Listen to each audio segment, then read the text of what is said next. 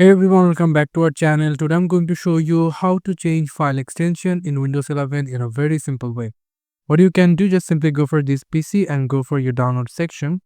And from here you can see there is a file that I downloaded. That this file is called docx. So I was going to change the file extension over here. You can see it's set it into MP4. So what you can do, just simply click on view and click on show, and then here is the option called file name extensions. If you click on that, then you can see that the name and the file extension over here. You can simply click on the right mouse button and then go for rename. And from here I will going to change it into like webcam. I click enter, and now you just need to click yes for the permission, and now your file name is changed over here. So this is how you can change your file extension in Windows 11. Thank you so much for watching this video. I hope to see you in other videos. Till then, goodbye.